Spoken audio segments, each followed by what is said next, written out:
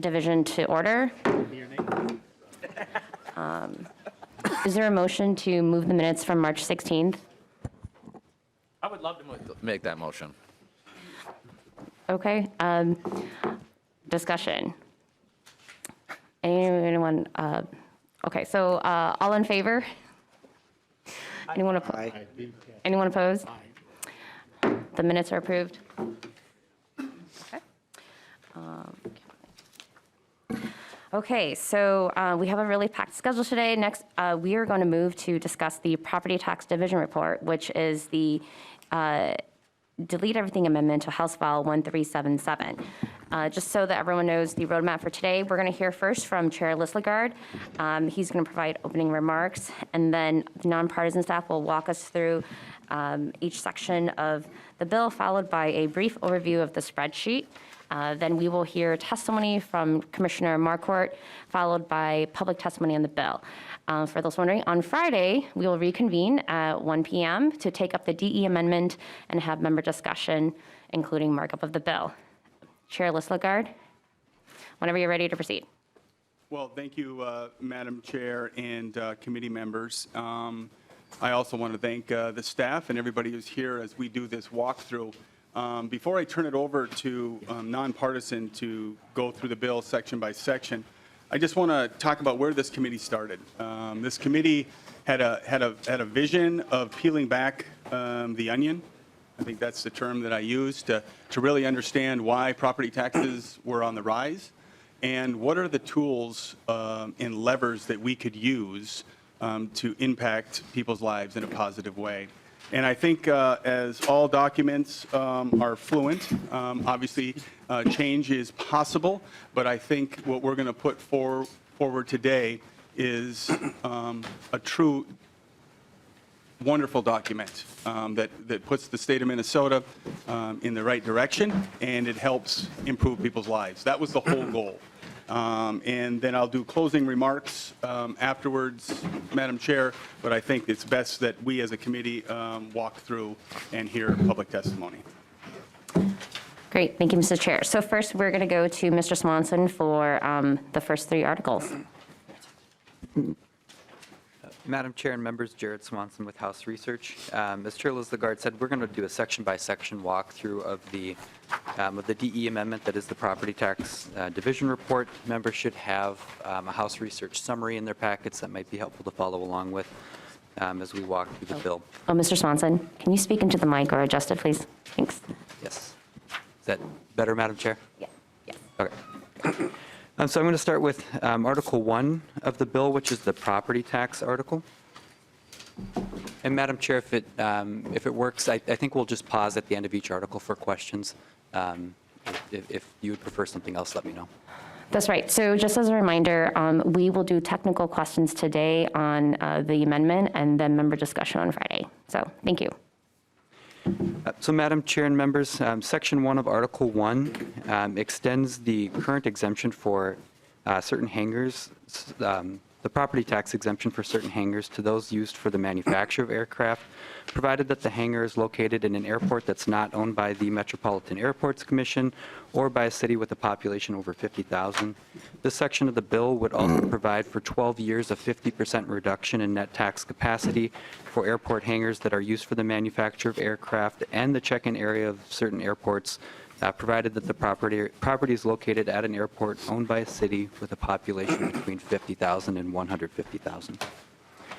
Section 2 of Article 1 requires that the land underneath solar energy generating systems that contain more than one of these systems be classified as 3A commercial if these systems can't be combined with each other for the purposes of the solar energy production tax. Section 3 extends for an additional 10 years a property tax exemption for property in Minneapolis owned by the Minnesota Chippewa tribe. Section 4 establishes a property tax exemption for an elderly living facility in Duluth. Sections 5, 6, a portion of Section 8, along with Section 9, all deal with the Community Land Trust bill that this committee heard earlier in session. So these sections combined would allow community land trusts that are owned and used as a homestead by the occupant to qualify for the 4D property tax classification at a reduced rate of 0.75%. These properties would still be able to receive the homestead market value exclusion, and they would be eligible for property tax refunds. Moving on to Section 7 of Article 1, this section would allow the surviving spouses of veterans who died before receiving the 100% total and permanent disability exclusion to apply for the exclusion anytime after the death of the veteran, regardless of when the veteran died. Section 8, again, a portion of this relates to the community land trust provision. This section also increases the value thresholds and the maximum exclusion amount for the homestead market value exclusion. These are the same as was heard in House File 1504. Section 9, again, is a community land trust provision. And sections 10, 11, 12, and 13 of Article 1 increase the household income limit for the senior citizens property tax deferral program from $60,000 up to $96,000. These sections also reduce from 15 to 5 the number of years that the homeowner must own and occupy the property before qualifying for this program. And Madam Chair, that concludes Article 1, the property tax article.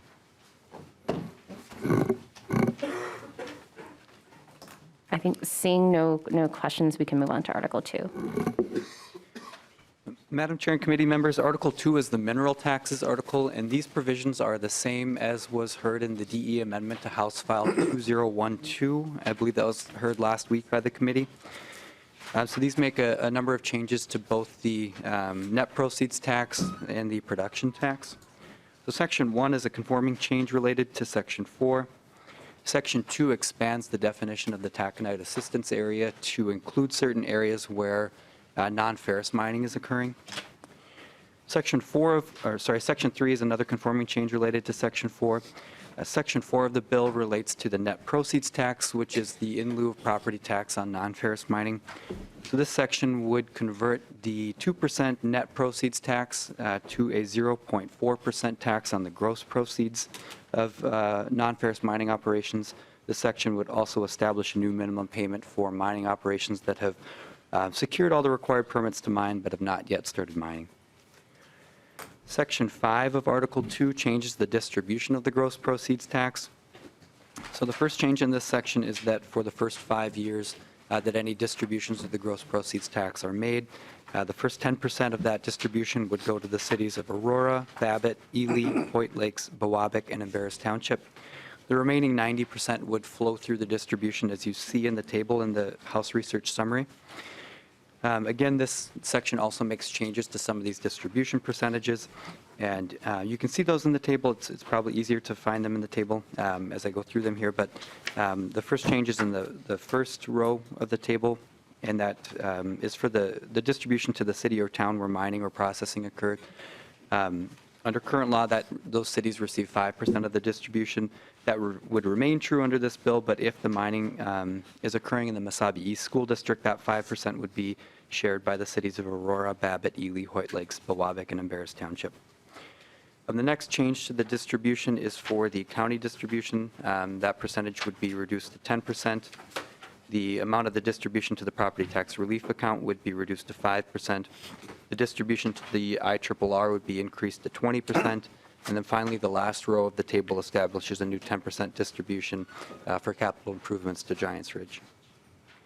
Section 6 is another conforming change related to Section 4. Sections 7 and 8 of this article relate to the production tax distribution. Section 7 would keep the distribution to counties at 21.05 cents per taxable ton. Under current law, this distribution is set to increase by 5 cents per taxable ton beginning in 2024. And Section 8 would keep the production tax distribution to the school consolidation account at 10 cents per taxable ton. Under current law, this distribution is set to decrease by 5 cents beginning in 2024. Section 9 is another conforming change. And finally, Section 10 of Article 2 provides a one-time transfer of any excess from the property tax relief account to the Iron Range Resources and Rehabilitation account up to $6 million. Madam Chair, that concludes Article 2, the mineral taxes article. Great. Thank you, Mr. Swanson. Okay, well, seeing no questions, let's move along to Article 3. Madam Chair and members, Article 3 is the property tax aids, credits, and refunds article. Section 1 of this article is a conforming change related to the electric generation transition aid that's in Section 19 of this article. I'll talk more about that when we get to Section 19. Section 2 of this article reduces the homestead credit refund copay percentages for all income ranges by 5 percentage points. And Section 3 is just another conforming change related to the property tax refund. It just specifies the statutory year for the inflation adjustment that exists within the property tax refund program. Sections 4 through 14, along with Section 20, 21, and 25, are all the provisions that were included in the original House File 1377. And members may remember this is the bill that made changes to the local government aid formula and the county program aid and local government aid appropriations. So all these sections are as was heard by the committee with the exception of the appropriations, which I'll talk about in just a minute here. So all of these sections combined, again, it's 4 through 14, 20, 21, and 25. All of these provisions would modify the LGA formula. And you can see those changes again in Section 6 of your summary. This is the formula update that the committee heard earlier in the session. These sections would also increase the LGA and CPA appropriation and annually index those appropriations. The one change with all of these provisions is with the appropriations. So as heard in committee earlier this session, those appropriation increases were for $150 million each. The appropriations in this bill, which you can find in Section 12 and 13 of Article 3, would increase both the LGA and CPA appropriation by $100 million each. The remaining changes in those sections are mainly technical conforming changes. They remove some definitions, add new definitions, and clean up some outdated language that are in those sections of statute. So moving on to Section 15. Section 15, along with Section 16, 17, and 22, were all included in House File 825, which was the PILT provision heard by this committee earlier in session. So these 4 sections combined make the following changes. So they increase from $2 to $3 the per acre PILT payments for county-administered and DNR-administered other natural resources lands. These sections create 2 additional PILT payments for counties with high proportions of PILT acreage. They prevent the appraised value of acquired natural resources land from decreasing from one appraisal to the next. They index the natural resources land PILT payments, and they require the Department of Revenue, in consultation with the Department of Natural Resources, to produce a report on the valuation methods used to value certain shoreline property. Again, those sections were 15, 16, 17, and 22. Section 18 of Article 3 establishes a Soil and Water Conservation District aid. This is as heard by the committee with the exception of the appropriation. So in this version, the appropriation was reduced to $12 million annually. There are a few other technical updates to the language included in that section as well. Section 19 establishes an electric generation transition aid for counties, cities, townships, and school districts that lose tax base when an electric generation plant is retired. Again, sections 20 and 21 were included in the LGA changes that I already discussed, and 22 was included in the PILT provision. Sections 23 and 24 of Article 3 provide LGA penalty forgiveness for the cities of Morton and Echo, provided that the state auditor certifies that each city, or that they received each city's financial report from calendar year 2020. And finally, members, Section 25 again was included in the LGA changes that I discussed earlier. The last thing I'll note on this article is that members should have updated runs of the LGA and CPA changes that are included in this provision in your packets. And Madam Chair, that concludes Article 3. Great, thank you, Mr. Swanson. Are there any last questions before we move to Article 4? Okay, we'll move right along. So next we have Mr. Sean Williams, who will go over Article 4. Chair Lee and members, for the record, I'm Sean Williams from House Research. I'm going to be talking about Article 4, which is the renter's credit article. This is very similar to the bill that was heard in committee earlier this year. It would convert the Minnesota renters credit into a refundable income tax credit, and it would also change the income definition used to calculate that credit from household income under current law, which is a broader definition of income, to adjusted gross income. This article is largely unchanged substantively from what we heard previously. I'm going to note a couple technical changes that have happened that are sort of new language that was brought in at the suggestion of the Department of Revenue. So sections 1 and 2 have to do with current law that allows you to designate renters credit payments to the state election campaign account. And this would continue to allow people to make those designations under the new simplified form for the renters credit that the bill is establishing. Sections 3, 4, and 5 relate to data disclosure. And again, that just sort of provides the same data classification that would apply to the renters credit under current law, except it would also apply to this new simplified form that's being established. Sections 5 and 6 deal with the statutes governing tax preparation and tax preparers, and just adds this new simplified form that we're creating in the renters credit article to those tax preparer rules. Sections 8 and 9 deal with due dates for property tax refund claims, and these are again updating to reflect the credit is now an income tax. Sections 11 and 12 deal with penalties for tax preparers that file inaccurate or misleading claims for property tax refunds. Again, these penalties exist in current law, and this would just apply them to the new renters credit.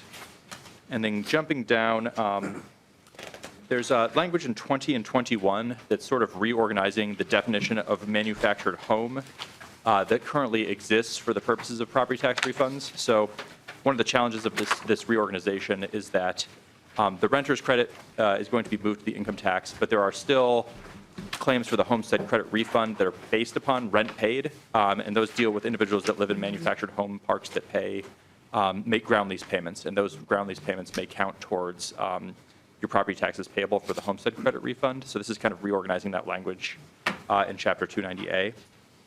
Section 23 is new. It strikes a definition in Chapter 290A, or a requirement that data be delivered from the counties to the Department of Revenue on a magnetic computer disk. So it now says that the data must be delivered electronically. And No, too fast. Too fast. And Section 24 is, that relates to language that was in the bill previously allowing, under current law, you can claim both the homeowner and renter's credit if you're eligible for both. And that was repealed because it was kind of assumed to be the case because now they're coded in different places. But this language is being reinstated just to clarify that you can continue to claim both credits if you're eligible for both. And that's all the new language in Article 4. Great. Okay, well, seeing no questions, we will move along to Article 5.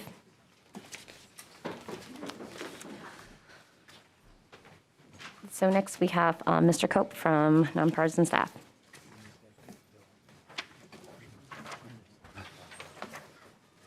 Thank you, Madam Chair. Justin Cope, House Research. I'm going to be walking through Articles 5 and 7 of the division report. Article 5 is on tax increment financing.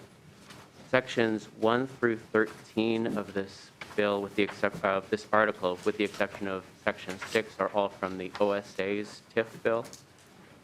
Section 1 amends the definition of administrative expenses for the purposes of tax increment financing. That definition is currently defined by what expenses do not count as administrative expenses. This would be listing expenses which do qualify. Section 2 as a definition of a pay-as-you-go contract and note, which is an obligation that evidences an authority's commitment to reimburse the note holder for their expenses, that pledges increment to the reimbursement, and that has the note holder bearing the risk that increment may be insufficient for reimbursement. Section 3 removes an annual reporting requirement that TIF authorities report the month in which they first received increment. Section 4 amends how administrative expenses are calculated when determining the amount of administrative expenses. It includes from those calculations the amount that are returned to the county auditor as excess increment or as remedies. It also exempts from caps on administrative expenses money which comes from selling or leasing property that was purchased by the authority using increment, which is spent on maintaining those properties. Section 5 makes a grammatical correction. and also adds payment of administrative expenses to the list of purposes for which TIF revenue can be used. Section 6, which was not in the OSA TIF bill, limits the applicability of certain income limits that apply to housing projects developed by housing districts, so that those limits would only apply to districts located either within the metropolitan counties or within cities with populations greater than 50,000 people. Section 7 makes several changes to the pooling limits if they're calculated for the purposes of tax increment financing. Currently, county road costs are excluded from the calculation of increment before they determine the in-district and out-of-district percentages of increment. This would be also including other county administrative costs in the amount that are excluded from the calculation of the in-district and out-district percentage of increment. It exempts certain amounts paid to the county auditor or returned to the county auditor from counting towards the total revenue derived from the district for the purposes of calculating those percentages. And it considers all other amounts paid to the county auditor to be expenditures within the district for the purposes of these pooling limits. Section 8 is a slight rewrite of the 5-year rule. The 5-year rule currently currently states that expenditures within the district,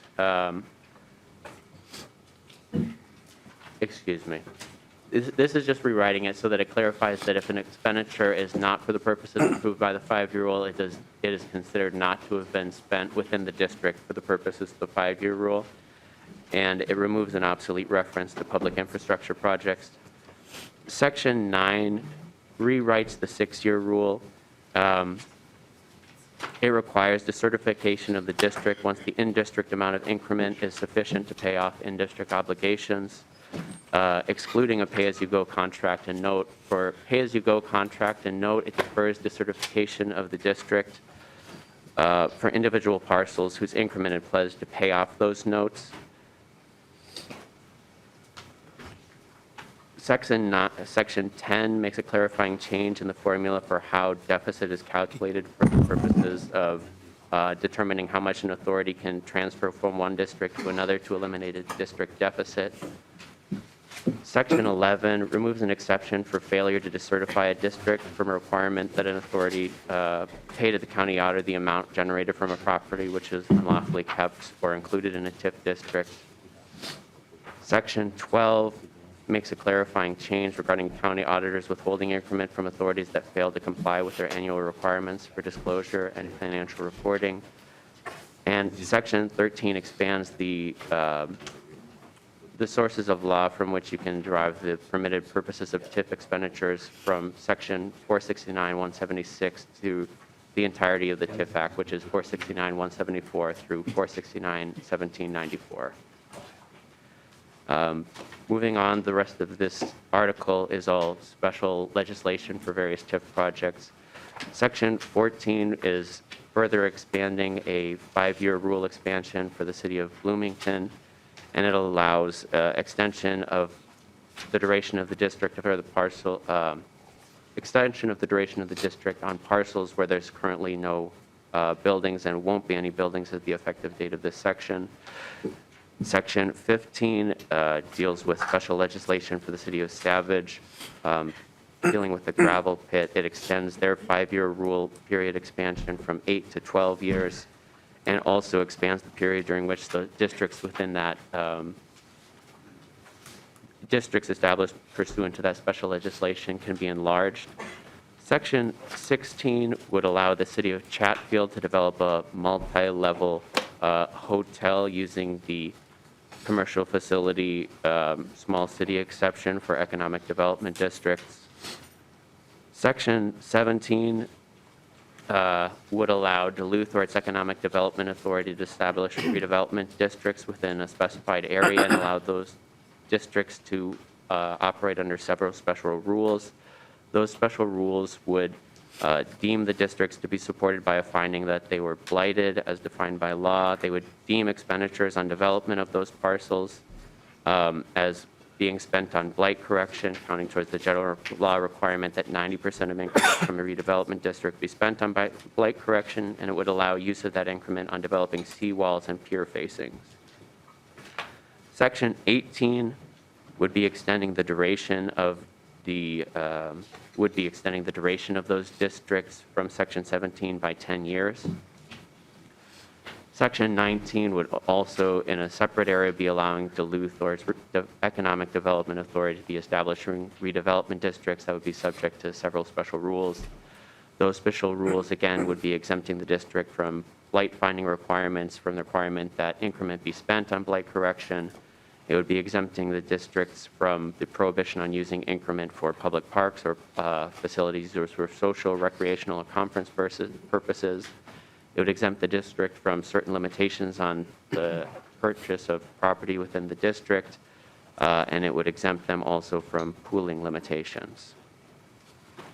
Section 20 is special legislation for the city of Fridley, which will allow it to spend money from an existing tax increment financing district on housing programs that are currently in place in their Housing and Redevelopment Authority.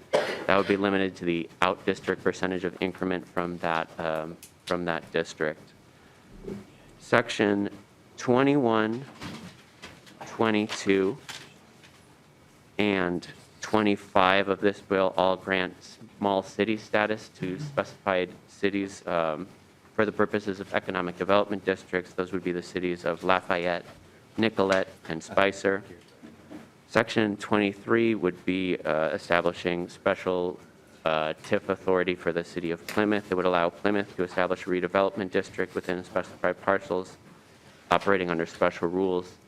Those special rules would deem the district to be supported by a blight finding, would exempt the district from the requirement that the increment be spent on blight correction, and it would allow up to 75% of the increment from that district to be spent on improvements to former County Road 47. Section 24 would be establishing special legislation for the city of Shakopee. This would be to deal with the gravel pit in Shakopee and is modeled off prior legislation that had been enacted for the cities of Apple Valley, Burnsville, Maple Grove, and Savage, including the Savage special legislation that's being modified by this article. Section 26 would be allowing West St. Paul or its Economic Development Authority to establish redevelopment districts subject to special rules. Those special rules would deem the districts to be supported by a blight finding and exempt the districts from the requirement that increment be spent on blight correction. Section 27 is special legislation for the city of Woodbury, which would allow Woodbury to spend increment from one of its tax increment financing districts on the maintenance and improvement of Central Park. It would also allow Woodbury to extend the duration of the district by 5 years. And with that, I can take any questions on this article. Oh, okay. Mr. Anderson? Thank you, Madam Chair. I'm following in the summary, so I don't know the page of the bill, but it pertains back to Section 23, the City of Plymouth. Is that going to be used to work on a trail or a county road that's not in the TIF district? Yes, this is County Road 47 is not located within the confines of this district, and this would be authorizing them to spend increment on improvements to that road. And Mr. Cope, if you'll remind us, it's adjacent to the district, right? And this is something that we've done before in other provisions and other TIF proposals. Madam Chair, my memory is that this road is not adjacent to the TIF district. I'm not aware whether or not this has been authorized before in other special legislation. I could check and get back to the committee on that. Okay, thank you. Is there further discussion on the article? Okay, so we're going to skip around a little bit because Mr. Cope is already there, right? And then, So, yeah, moving on to, moving on to Article 7, which is on page 27 of the summary and page 108 in the bill if you're following along. Section 1 modifies the service requirements of property owners seeking to challenge the assessment of their property or the property taxes It lowers the amount of copies that must be served and lowers the number of county officials upon which service must be made. It requires only personal service on the county auditor and allows the county auditor to establish other means of serving it, including electronic service. It requires the county auditor then to provide copies of the petition to the county officials which had previously been served by the taxpayer. And then it reduces the number of the copies of the petition and the proofs of service that must be filed with district court to commence a petition to challenge the assessment or property taxation. Section 2 removes a 10% minimum rate on delinquent property taxes, and it allows the county board by resolution to set a lower interest rate on property taxes than the prime rate charged by banks. Section 3 would allow the county board or a county auditor, if the county board had delegated to the auditor its authority over tax forfeited lands, to charge a lower interest rate on the unpaid balances of repurchase plans than the rate charged on delinquent taxes. Sections 4 through 13 are proposing a new chapter in law which would allow for the establishment of tourism improvement districts. Section 4 defines terms for the purposes of those districts, importantly defining a business as a class or type of lodging business as described in the municipality's ordinance, and is describing impacted business owners as the majority of business owners in a proposed or established tourism improvement district. Section 5 establishes the requirements for establishing a tourism improvement district, requiring that a municipality adopt an ordinance to establish a tourism improvement district after receiving a petition and requiring a public hearing and a notice period prior to establishment. It also provides opportunities for business owners to appeal the decision to establish a tourism improvement district to the district court. Section 6 grants the municipality establishing a tourism improvement district authority to charge a service charge to fund activities and improvements within a tourism improvement district. Section 7 outlines the ways in which, the procedures for modifying the ordinance establishing a tourism improvement district. Section 8 allows, again, for collection of service charges and for the imposition of penalties for failure to pay service charges. Section 9 would establish a requirement that there be a tourism improvement association that appoints a governing board composed of impacted business owners or their representatives, and the tourism improvement association as a board would be managing the funds raised through the service charges to select activities improvements to be performed within the tourism improvement district. Section 10 requires a petition in order to establish a tourism improvement district. Section 11 provides that impacted business owners have the right to veto the ordinance establishing a tourism improvement district, and provides a 45-day, provides for a minimum of a 45-day window before the tourism improvement district becomes effective after adoption of the ordinance establishing the district, and during that time, business owners could file a petition to veto the establishment of the district. Section 12 provides procedures for disestablishing a tourism improvement district, and again provides business owners the opportunity to veto the disestablishment of a tourism improvement district. And Section 13 prohibits a county from establishing a tourism improvement district in the area where a city or town has established one, and then vice versa would prevent a city or town from establishing a tourism improvement district in the area where a county has established a tourism improvement district. Section 14 would allow the city of Virginia to issue bonds to finance construction of a public safety building, and it would exempt those bonds from the city of Virginia's net debt limit. Section 15 would be extending the period of redemption to 3 years for properties that have been in targeted communities within Ramsey County, effective for taxes that become due in this year or later. And that concludes Article 7. Great, thank you, Mr. Cope. Are there any further questions on Article 7? Okay, well, seeing none, we'll move back to Article 6 with Ms. Hagler. For folks following, that's page 27 in your overview.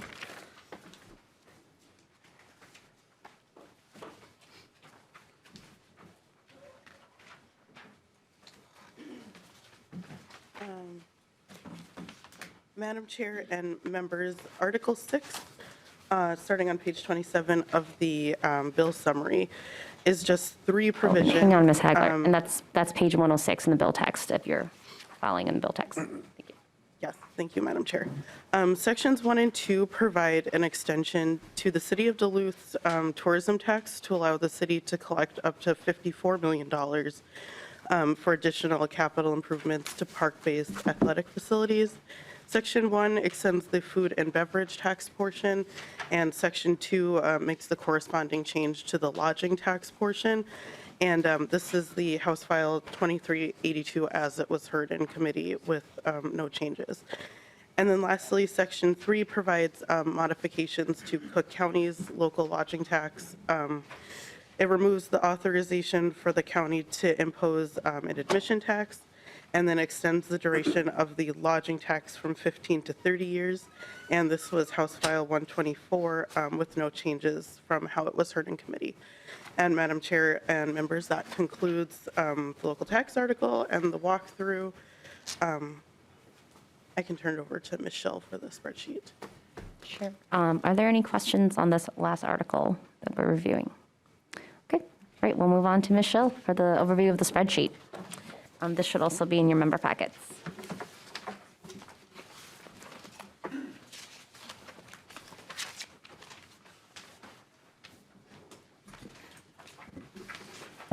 Good morning, Madam Chair and members of the division.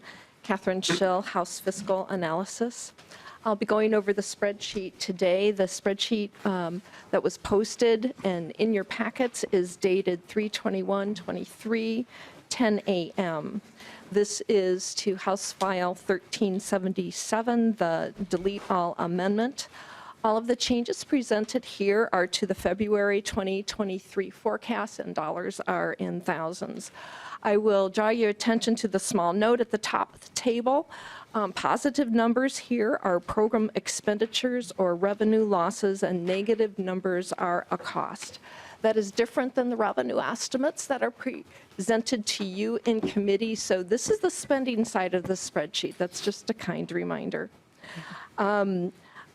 Looking at the spreadsheet and the general fund summary, these are impacts to the general fund. You'll see on line 1, the base level for spending, February 2023 forecast for tax aids and credits. Roughly for 22-23, that's $4.64 billion. For 24-25, it's $4.43 billion, and for 26-27 is $4.55 billion. Presented to you in this DE amendment is, you can see the proposed changes on line 2. A total of additional spending of $126,000 in 2023, $648.4 million in 24 and 25, and $916.3 million in 26 and 27. And line 3 provides you a total for those. Now for some attention to detail. Property tax refunds are reflected, those changes presented in the DE on lines 5 through 21 on page 1. The first line, lines 6 and 7, you'll see Representative Lislegard's proposal for homestead credit state refund to reduce all eligible homeowner copays by 5%. This is different than what was presented in committee. If you remember, that overall proposal had additional components to it with a cost of about $98 million starting in 25. This proposal, that cost applies only to the copays of 5%, as Mr. Williams mentioned. The cost is $41.8 million in 25 and just under $85 million in 26 and 27. Moving down the page, lines 8 through 12, you'll see Representative Coulter's bill with the renter's credit conversion to an income tax credit. This is exactly as it was presented in committee with one adjustment. We've delayed the implementation by 1 year. And so what you'll see for the fiscal impact of 24 and 25 is the 378.6 million. And then in the tails, it's 275.5 million. Moving down the page, line 14 is Representative Norris's changes to the market value exclusion for homesteads. That's exactly how you saw it in committee. The impact is in the tails, a cost savings of 2.6 million. It's line 15, but it's a combination of two bills, House File 236 and 858. This is provisions for the spouses of disabled veterans, and it's the homestead market value exclusion. This item is different than what was presented originally in committee. That had a broader impact. This is applying only to the deadline, which is eliminated for qualifying spouses. The cost impact is a savings of $30,000 in 25 and a savings of $80,000 in 26 and 27. Line 17 is Representative Richardson's bill for community land trusts. This has a slight tweak to it because of the amendment that was included in committee, and the cost savings is in the tails, slightly greater cost savings of a total of $520,000. Line 18 is for the senior citizens property tax deferral. That is exactly how you heard it in committee, with a cost of $260,000 in 24-25 and $1.3 million in 26 and 27. Line 20 is Representative Olson's bill for elderly living facilities exempted from taxation. That's exactly how we heard it in committee. Moving on to page 2. Some additional items with property tax changes. Lines 22, 23, 24, and 25, 24, let's stop there. Those three bills, Representative Anderson's solar generating system, that's exactly how we heard it in committee, with a negligible savings. House File 875, Representative Becker-Finn, that's exactly also how we heard it in committee. That first year of cost impact, that $10,000, is to the state general fund. The state general levy change, and so that will be different as we include this on the when we get to a committee with the omnibus tax bill. And line 24 is Representative Kozlowski's bill for airport property. Once again, just exactly how we heard it in committee. Lines 25 through 32 are the changes for mining tax, House File 2012, which you'd find in Article 2. Once again, those are exactly how we heard it in committee, with a cost savings of $1.4 million in the tails. Moving down the page to aids and credits, you'll see House File 1377 changes to local government aid. This is different, as Mr. Swanson pointed out, from what we heard in committee. The appropriation increase is $100 million instead of $150 million. And with that change, there are corresponding changes to property tax interactions and income tax interactions that you'll see on the page. Lines 40 and 41 are the LGA penalty forgiveness items for both Representative Swazinski and Representative Erdau's bills. These cost impacts actually happen in fiscal 23, so that is why you'll see additional columns. Usually we focus on 24, 25, and then the tails. This one is happening prior to June 30, 2023. Therefore, the cost is in fiscal 2023. Moving down the page, lines 43 through 47, once again, House File 1377. These are county program aid increases, and once again, as Mr. Swanson mentioned, at $100 million instead of $150 million. and the corresponding changes in interactions.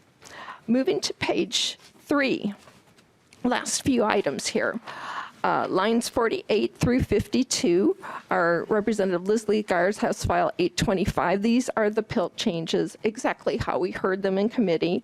A cost of just under $9 million in 24 and 25, and $20.4 million in 26 and 27.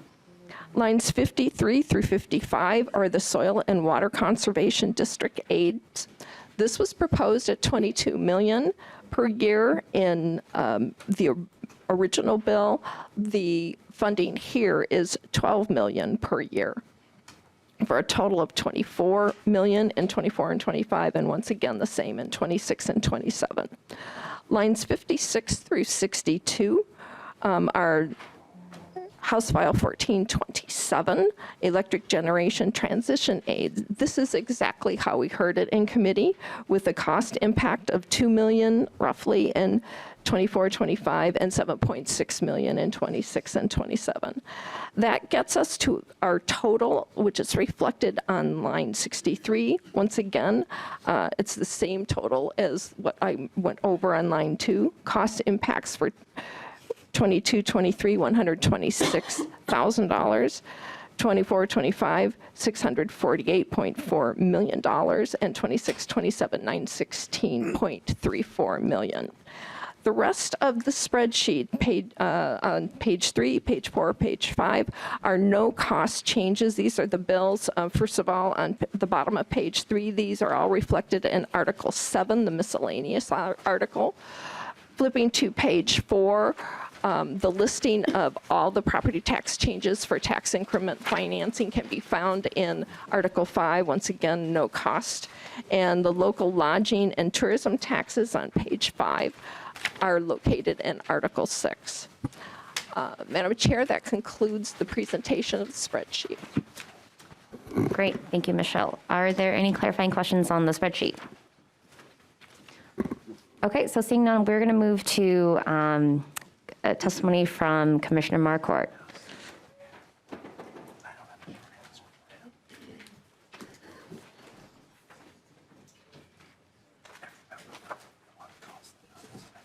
Right, Commissioner, welcome to the committee. Well, thank you very much, Madam Chair and members of the committee. My name is Paul Marquardt, the Commissioner of Revenue, and thank you for the invite. And on behalf of Governor Walz and Lieutenant Governor Flanagan, I want to commend Chair Lislegard, members of the committee and staff who have put together a very strong division report. And the governor is especially appreciative of the division's focus on property tax relief. And also, there are 3 provisions in here that are almost identical, or very close to the same provisions that are in the governor's proposal. And the one is the local government aid and county program aid increases. Certainly, they are not at the same level or the same extent, but the recognition that local government aid and county program aid play a very important part in reducing property taxes and providing important needed services to our residents and constituents of our cities and counties is very, very important. And also, the new formula, which was also in the governor and lieutenant governor's plan. So thank you so much for including that new formula that's now in place there in this proposal. A couple other similar items is a senior property tax deferral, which has been a program that is underutilized. Maybe these changes can help increase the utilization on that program. And the third thing that's also in the governor's proposal in this division report is the $12 million permanent funding in the soil and water conservation districts. And all of us who've been around a while know we've looked at that issue for quite some time. So while the homestead credit state refund and the moving the renter's refund to the renter's credit are not part of the governor's proposal, this is an excellent way to get direct relief, property tax relief to residents. So members, the The governor looks forward to working with this division and the House and Senate tax committees as we move forward in providing a strong tax bill that will benefit Minnesotans throughout the state. And I will finish with that I am now on the other side of the table, and the department will continue to work with both tax committees in the House and Senate to make sure any changes you make, we can administrate as efficiently as we can. So thank you so much, and congrats on some really good work. Thank you. Thank you, Commissioner. Appreciate it. All right. I also appreciate the brevity. Okay. So Lead Quam, if it's possible, can we hold this for member discussion on Friday, because we're running really tight on time today? Well, Madam Chair, I had a question for the commissioner. So if the commissioner will be around for questions, then that's fine.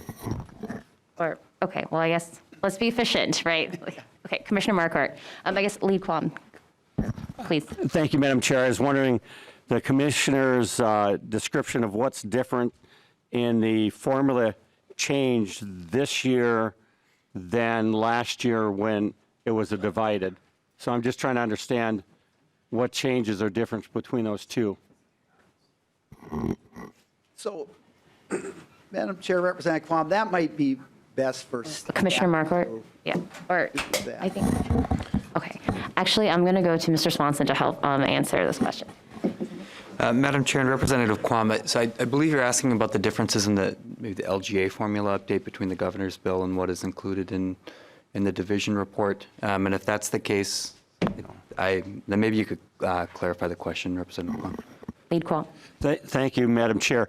I'm interested in, there was I believe a formula tweak in the last session when we had it divided.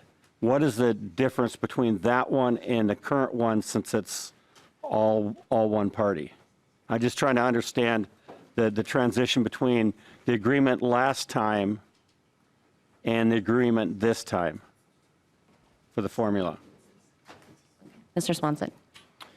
Madam Chair and Representative Quam, so if you're referring to the work on the LGA formula in last year's session, so the formula update that was included in last year's bill was sort of the result of work between nonpartisan staff and the city groups when they used the regression models to develop the new factors within the formula. That same formula is included in the division report this year. The only change is that those regression models were run on updated data. So we updated the data 1 year to be using the most recent data. And the only thing that changes are the coefficients that you see in front of the factors in Section 6 of Article 3. The last thing that I'll mention is that I don't remember what was included in the conference committee agreement. Perhaps the commissioner can maybe speak to that, but I don't think that the formula update was included in that agreement. I believe it may have just been an appropriation change. Okay, thank you, Mr. Swanson. Okay, so this is very much member discussion for Friday. Are there any other questions for Commissioner Marquardt before? No, Madam Chair, I just wanted to make sure, because on Friday, I'm assuming it'll be less populated around the table and maybe with witnesses. That's why I'm trying to, Sure. I had people ask me specifically, you had something last year, and now you've got something this year, and they wanted it, publicly asked Okay. what the differences were. Thank you. Thank you, Lead Quam. Well, I mean, all of our meetings are publicly televised, and I'm hopeful everybody will be joining us on Friday at 1 p.m. for a riveting member discussion. So, thank you. Okay, so we're going to move on next to State Auditor Julie Baja.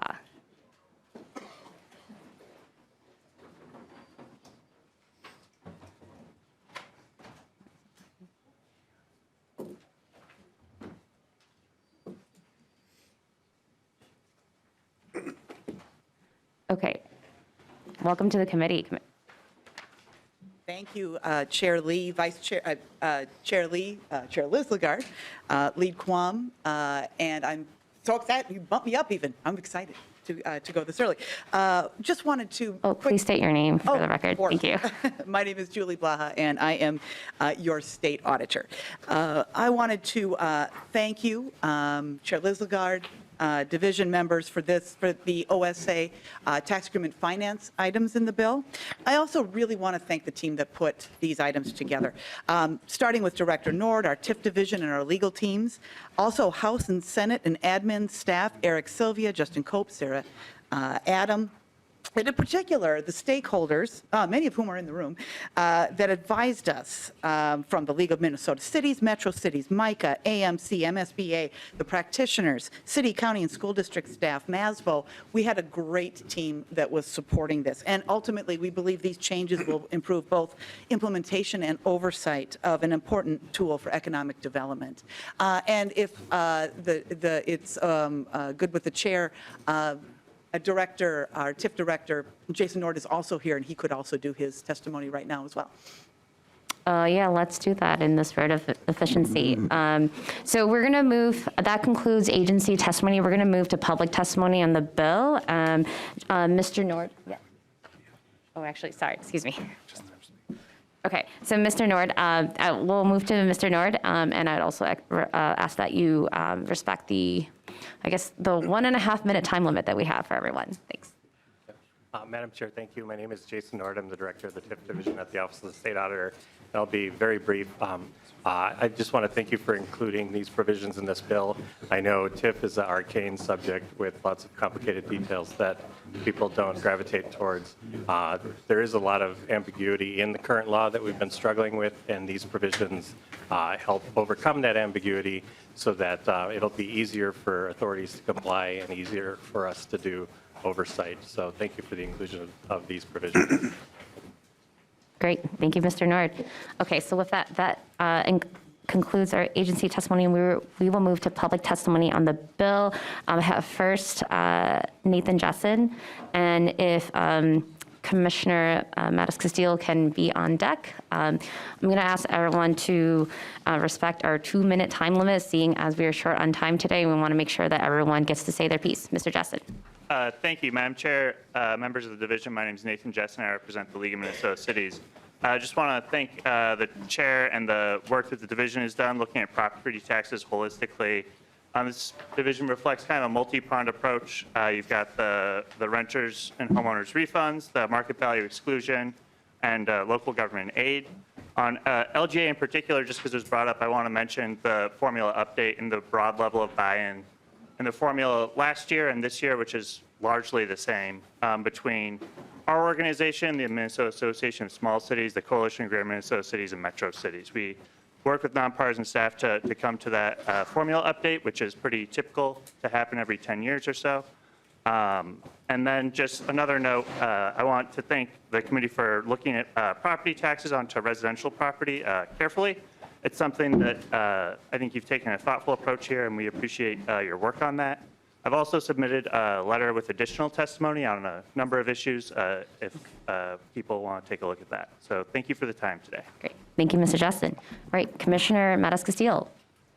And if you could have Mr. Zart on deck, please. Hello, Madam Chair. I'm Trista Mattis Castillo, Chair of the Ramsey County Board of Commissioners, and I just want to say thank you to Chair Lislegard and the committee for really taking a comprehensive approach to this tax bill. In Ramsey County, one of our biggest issues and most costly issue is about housing stability, and this bill, in a lot of ways, really stabilizes our housing for seniors, for renters, with the homestead credit, the renter's credit, making it easier, and especially, Chair Lee, thank you for your work on making sure that we are working to address the equity issues around the targeted neighborhoods. That was really incredible. I also just want to say thank you on behalf of Ramsey County and our county commissioners across the state for really taking a big leap toward addressing the real need for county program aid. We really appreciate this. The need is great, and this is specifically will buy down our levies across counties, across the state, and in Ramsey County to make sure that we continue with the housing affordability across our community. So just wanted to say thank you. This is a great step forward to address the need. Thank you. Thank you, Commissioner. Okay, and then on deck I have Mr. Hilgart. Welcome, Mr. Zart. Please state your name and your organization for the record. Well, thank you, Chair and members. My name is Shane Zart with the firm Flaherty and Hood, and testifying today on behalf of the Coalition of Utility Cities, which is a group of 7 cities that host some of the state's largest remaining power plants. And throughout this session, you heard a couple of bills that were aimed at supporting the power plant host communities as they'll be coping with the impacts of those plants retiring in the coming years. You heard, for example, from the mayor of Oak Park Heights, where the King plant it makes up more than 30% of their city's tax base. It will be retiring more than 10 years sooner than once expected, and from other communities where the plants in their cities make up as much as 70% of the local tax base. So specifically want to thank you for including Representative Josiah Hill's House File 1427 in the division report, which would create that electric generation transition aid program and help these cities cope with and prevent the massive shift of tax burden that can take place at the end of the plant's life. Just want to close by saying these communities have been proud to host these facilities that have powered the region. And this bill is one of the most meaningful and impactful things that the state can do in helping ease the burden as those plants retire. So I also want to thank the Department of Revenue. They've been a fantastic partner in making sure that if this thing goes forward, that it's administrable. There's still some of those discussions ongoing, but they've been a great partner, and we look forward to continuing those conversations with them and with the committee throughout the rest of the session. So thank you. Great. Thank you. Mr. Hilgart. So I have on deck Bradley Peterson. Welcome to the committee. Thank you, Madam Chair. Members of the committee, my name is Matt Hilgart. I work for the Association of Minnesota Counties, an organization representing Minnesota's 87 counties. I want to open by thanking the chair and others for putting together such a comprehensive bill and for the committee's particular interest, bipartisan interest in property tax relief. Earlier this session, we outlined in our mind what property tax relief looks like from a county perspective, and that's threefold. Direct relief via mechanisms included in this bill, which is the homestead credit, exclusion, senior property tax deferral, renter's credit, limiting erosion of tax base by not introducing or keeping bills in here that would create class reductions, major shifts onto other residents, and third, reinforcing deteriorating aid mechanisms such as LGA and CPA. This bill does all 3 of those things. You're likely going to hear from a lot of local government lobbyists today saying those similar things, but it all boils down to this, and that is thank you. The investment included in this bill is extremely consequential and will positively impact communities, taxpayers, and residents. And I want to cement this last point because I think sometimes we lose track of this last point in a sea of acronyms like CPA, PILT, SWCD, and more, and probably from familiar lobbyist faces like myself in this committee. But at the core of this, these programs help people and help communities across the state. You've heard from countless members of counties about the roller coaster of dependability between the state and local government relationship this year, and this bill represents a rebuilding and a recentering of that relationship. So to Chair Lislegard and others on this committee, we thank you for your work and look forward to continuing to work with you towards a tax bill later this session. Great. Thank you. Okay, next I have Melvin Tennant on deck. Bradley Peterson. Oh. All right. Okay. Madam Chair, members of the committee, Chair Lislegard, my name is Melvin Tennant, President and CEO of Meet Minneapolis, our Convention and Visitors Association, representing the nearly 30,000 workers in Minneapolis who make their living in travel and tourism. And I'm going to be very brief today, and thank you for including in your Property Tax Division report the proposal authorizing a municipality to establish a tourism improvement district, TID. And although I'm here representing Meet Minneapolis specifically, I just wanted to let you know that this proposal is supported by many tourism and business organizations across our state. In other states, the TID has proven to be a useful tool in generating funding for the tourism industry, which in turn grows the industry and results in economic benefit for those residents in the local areas of those states. We believe that this will be a real game changer for us to help the tourism industry continue its recovery, but also prepare us for an exciting future. So in closing, I just want to say again, thank you very much for including the TID authorizing legislation in your bill, and we will be good stewards of these new resources. Thank you again very, very much. Great. Thank you, Mr. Tennant. Mr. Peterson. I have on deck Mr. Ungaro. Okay. Please proceed. Welcome to the committee. Thank you, Madam Chair and members. Again, my name is Bradley Peterson, here today on behalf of the Coalition of Greater Minnesota Cities. As always, it's a great day to talk about local government aid, which is our organization's highest priority. I'm here to offer my full-throated support for the package that Representative Lislegard has put together when it comes to local government aid. The appropriation, the formula changes, and the ongoing inflation factor will all provide certainty for cities across the state. The formula, as you've heard, we worked with the League of Minnesota Cities, the Small Cities Association, and the Metro Cities to come up with what I am confident is a formula that works for cities across the state, including in Greater Minnesota. The inflation factor will add more certainty for cities as we go forward and will definitely help the property tax relief aspect of local government aid. And finally, the appropriation. In 2013, when we updated the formula, we had an appropriation increase of $80 million. This bill has an appropriation of $100 million. This is the number that we're going to work hard with you and with Chair Lislegard to get across the finish line here before session ends. Appreciate all of your work on this. Appreciate all the work of Chair Lislegard. Thank you so much. Thank you, Mr. Peterson. All right. I have on deck a Mr. Dahl.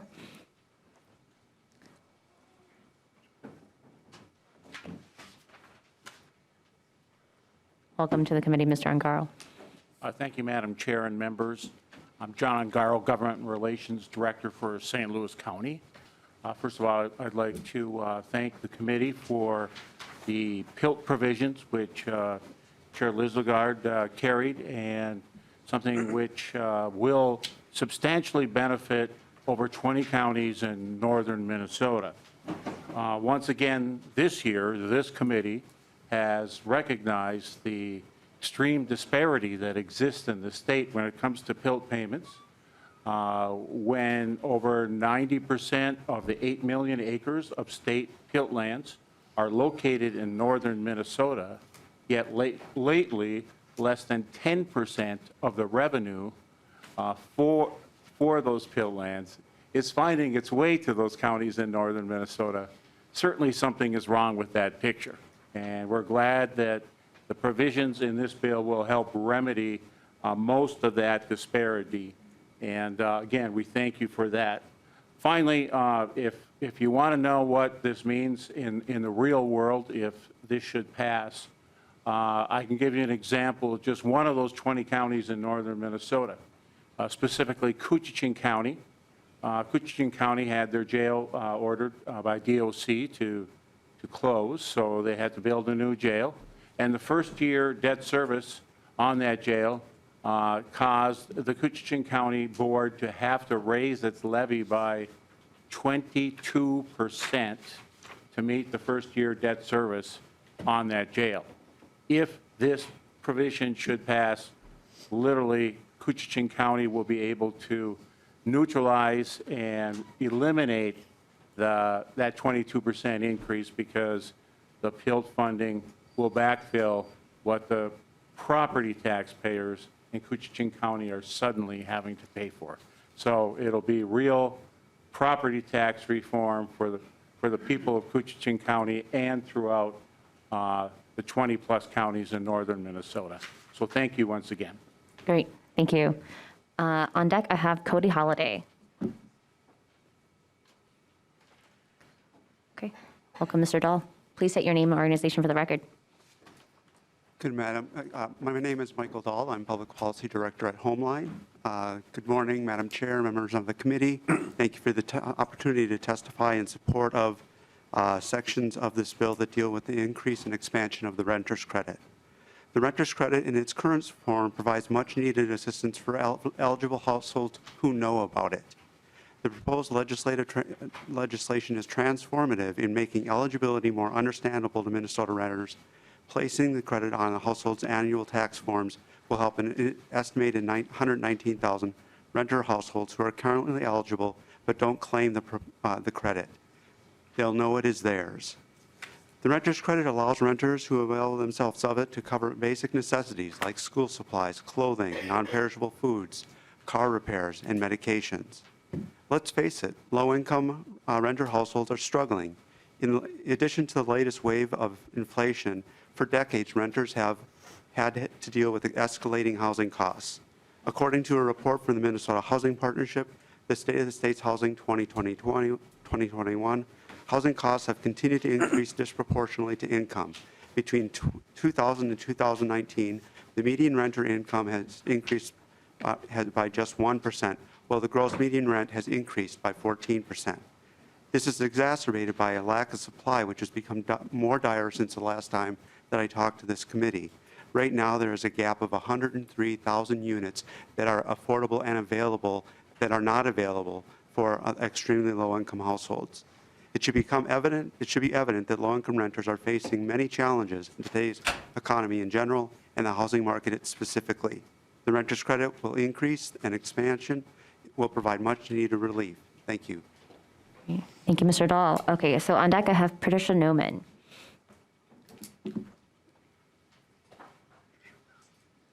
Thank you, Madam Chair and members of the committee. For the record, I am Cody Holliday with the law firm Frederickson & Byron, here today on behalf of the Minnesota Association of Townships.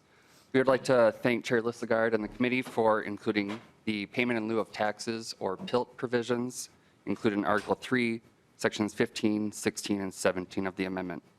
These sections address shortcomings in the PILT program that townships have been working on along with our county partners for a long time. When land goes public and becomes non-taxable, townships still have the same responsibility to provide road, fire protection, and other emergency services, but without the support of the tax revenue from these lands. The PILT program exists to offer some reimbursement to townships to compensate for this lost tax revenue, but when land becomes non-taxable, there's a problem in that system.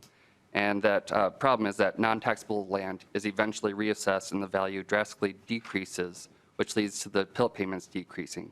Townships have come to dislike any part of the land becoming untaxable because they expect that at some point down the road, the PILT program will end up paying very little to compensate the town for the loss of tax revenue. The Minnesota Association of Townships would like to hold townships harmless for lost tax revenue by seeking increased, sustainable, and dedicated funding for the PILT program, and the assurance is that the value of these lands will not be decreased only because they become non-taxable. The Minnesota Association of Townships supports and is thankful for the inclusion of these provisions in the division report. And I thank you for your time. Great, thank you. Next, I have Paul Ager on deck.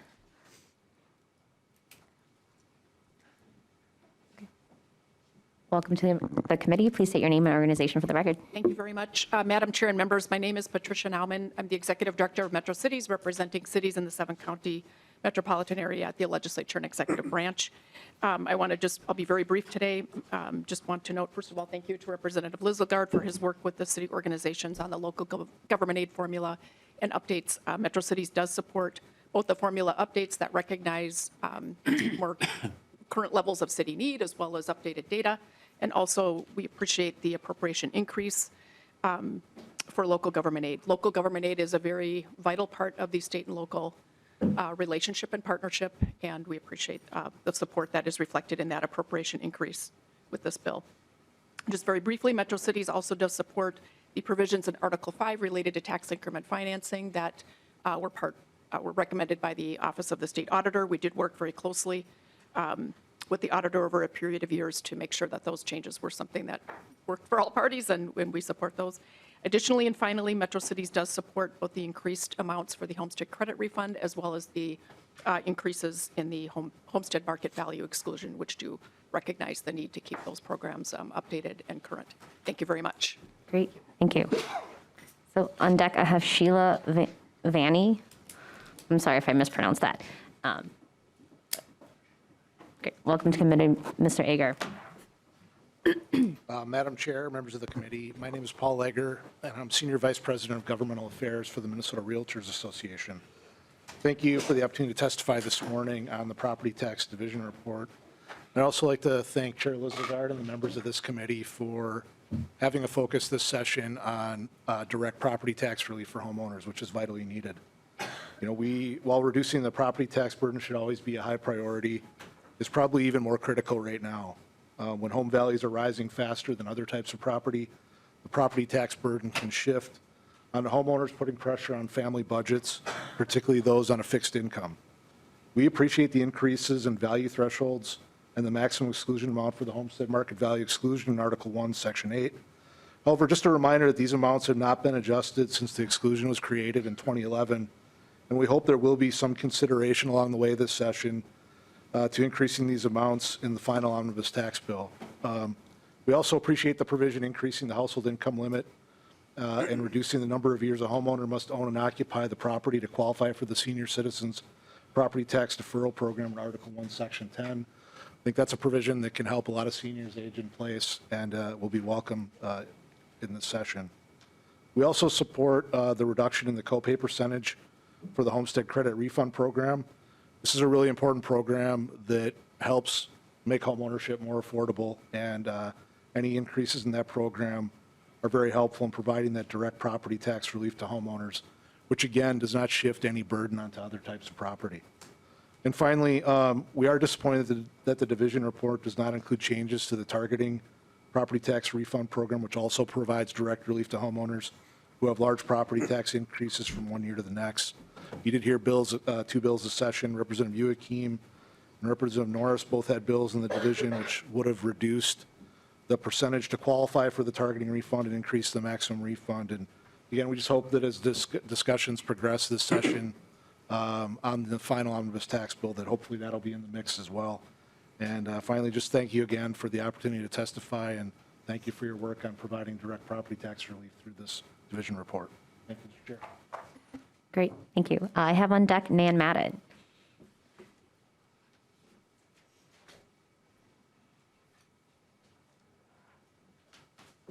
Good morning, Madam Chair and members. Sheila Vanny, I'm the Assistant Director with the Minnesota Association of Soil and Water Conservation Districts. We represent the state's 440 elected SWCD supervisors and their over 460 conservation staff. I want to thank Chair Lislegard for including a very important SWCD aid provision in the bill. This is a fundamental shift in providing the state's share of funding SWCDs in a more permanent and reliable way, and we greatly appreciate that. At the same time, I do need to call out that the level of funding in the bill as it stands is well below the amount that we need. The $22 million that we've been seeking in Representative Ryer's bill is not a bloated funding ask. It is a real reflection of workload issues that SWCDs are facing across the state. We have massive bottlenecks in our statewide conservation delivery system. We're not able to keep up with the project dollars that are coming our way. Not to mention the opportunity to fully leverage some federal funding opportunities should we provide this level of funding to SWCDs. Otherwise, we're potentially leaving those federal dollars on the table. So Madam Chair and members, I hope there's an opportunity to reconsider the level of funding for SWCD aid in the bill moving forward, but again, want to just express our sincere gratitude for this new funding mechanism. Thank you.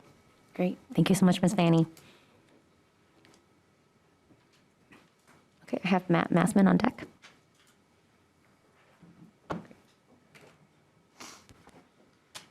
Thank you, Madam Chair and members of the committee. I appreciate the opportunity to testify today in support of Article 4. I want to thank Chair Lislegard and members of the committee for including this exciting renter's credit expansion that, which represents the work that the House brought forward last year and was included in the 2022 tax agreement. This portion of the division report takes bold action to respond to the challenges that everyday Minnesotans are facing. Income-targeted property tax refunds like the renter's credit are a powerful tool the state can use to reduce one of the costs of housing and move toward a stronger, more equitable future. Renters in every part of the state would benefit from the division report's actions to reduce barriers so that more folks who are already eligible receive the property tax refunds they qualify for. It simplifies the income calculation for purposes of the credit, making it easier for renters to apply for and for the department to process. It provides larger property tax refunds for many currently eligible households and allows more renters to qualify. And it gets refunds out to renters much sooner, reversing a timing shift that has been in place for many decades. These game-changing outcomes will occur while maintaining the sliding structure of the renter's credit. It prioritizes those with the lowest incomes and those whose property taxes are particularly high in relation to their incomes. This renter's credit expansion would be a needed economic boost for Minnesotans struggling to make ends meet, whether they be workers, families, seniors, or people with disabilities. Thank you for making these Minnesotans a priority in the division report. Great, thank you.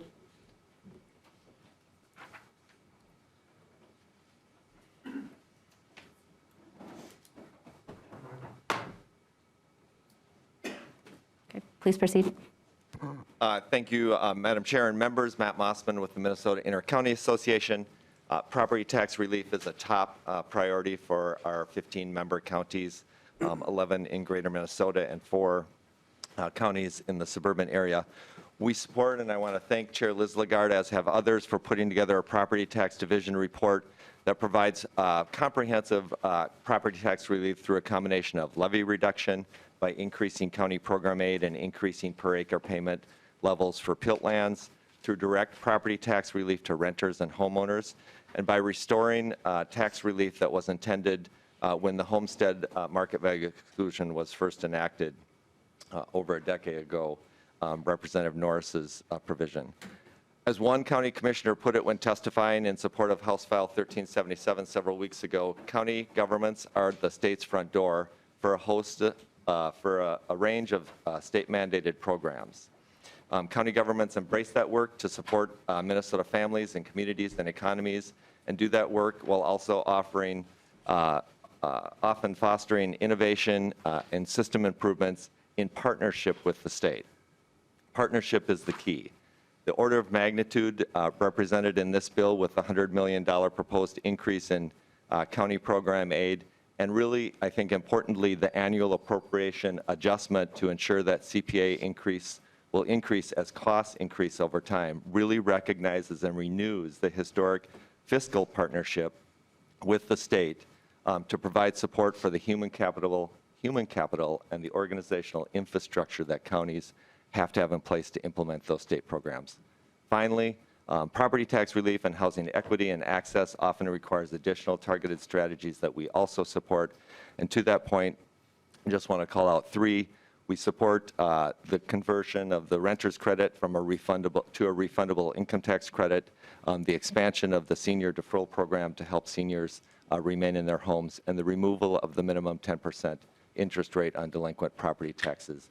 We appreciate the comprehensive bill put forward, and we look forward to working with the chair and the committee to help make this legislation become law. Thank you. Great, thank you. And thank you to all the testifiers for respecting our time limits today. I appreciate it, Mr. Madden. Representative Garofalo. Thank you, Madam Chair. Does that conclude our public testimony portion of the meeting? That concludes our public testimony of the DE amendment. So, yes. Madam Chair, my apologies, but I'm going to be absent from the debate on Friday, so I have one question for the chair, and I'm wondering if you can indulge me if I could ask that today. I suppose we have 3 minutes left, so go ahead, Mr. Garofalo. Thank you. It's Representative Garofalo, Madam Excuse Chair. me, yes. I take that title very seriously. So And, well, you might get a pay bump, actually, if you. Oh, what's that? A pay? Yeah. Okay. And I have 2 minutes. Yeah. So, Madam Chair, Representative Lislegard, again, my apologies. I'll be absent from the debate on Friday due to a previous commitment. But in the state of Minnesota, we have about 20 fast-growing suburbs, and despite the increase in the LGA appropriation, there is only one city in that fast-growing suburb that is actually getting a cut in their projected LGA, and that is my home city of the city of Farmington, where we are receiving a devastating cut of $252 to our local government aid formula. I'm wondering, Chair Lislegard, in light of the fact that you have a $648 million target, could we perhaps work on an amendment for some transition aid for Farmington to smooth that reduction in projected LGA payments? Chair Lislegard. Well, thank you, Madam Chair and Representative Garofalo. You are a good man, and you're fighting for your constituents and your district, and I would be more than willing to sit down with you and have this discussion. Great. And perhaps, Madam Chair, perhaps I could work with the chair of the tax committee well on trying to find that $252 somewhere within her $3 billion target. Let's see if it fit. So Yeah, I'm sure we will figure it out, Representative Garofalo. A serious question, though, if I can ask, and I texted the chair privately on this. Does the property tax subdivision have a hard target of the 648 million?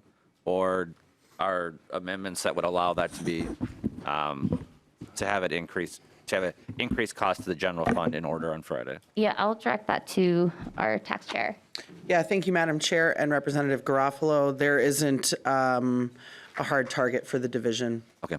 Thank you, Madam Chair. Thank you. Thank you, both chairs. Yeah, absolutely. All right, so thank you, members.